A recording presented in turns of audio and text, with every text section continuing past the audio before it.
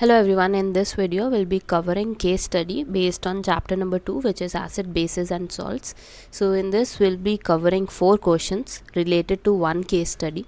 So let's start with it. It is related to chapter 2, we know, which is acid, bases and salts. So first question से start करते हैं. पहले case study देखते हैं.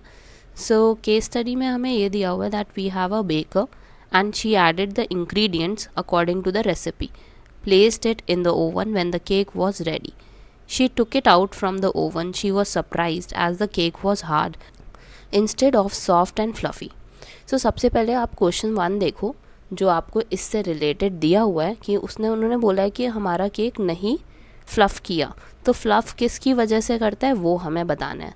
Question number 1 में पूछा गया आपसे which of the following ingredient she missed to add while preparing the cake. मतलब उसने ऐसा कौन सा इंग्रेडिएंट मिस कर दिया. पहला दिया है सोडा वाटर, सेकंड दिया है वॉशिंग सोडा, सोडा ऐश और लास्ट आपको दिया हुआ है बेकिंग सोडा.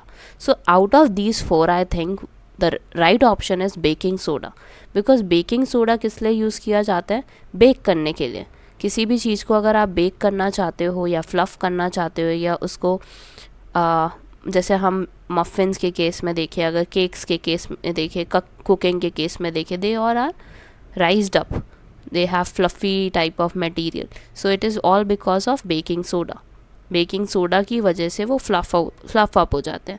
तो अगर हम बेकिंग सोडा ऐड नहीं करेंगे इसमें, so will not be able to get that fluff. तभी तो उसका जो मटेरियल है वो कैसा रह गया, हार्ड रह गया.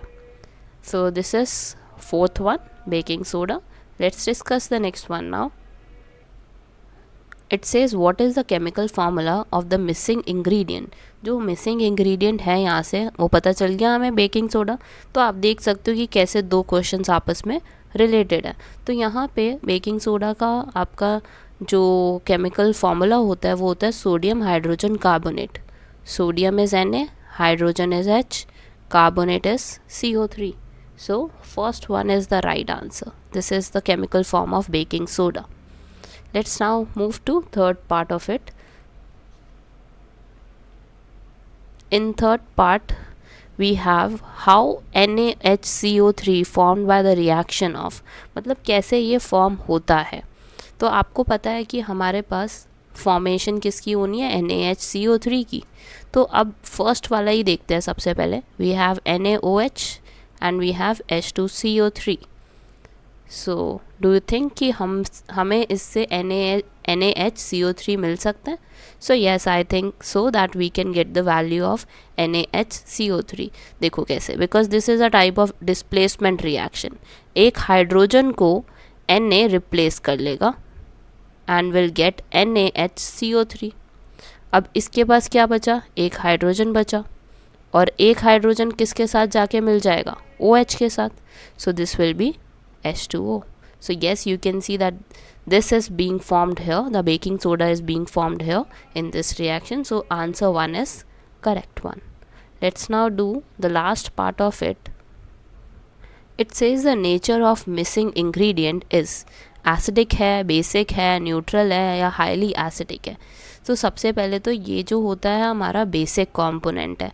जो बेकिंग सोडा है ये अल्कलाइन बेसिक सब्सटेंस होता है, क्योंकि अगर आप इसको किसी एसिड के साथ मिलाते हो तो इसका pH बिल्कुल न्यूट्रल हो जाता है. So yes, this is a base. Second is the right answer for it. Second, which is basic, is the right answer for the last one.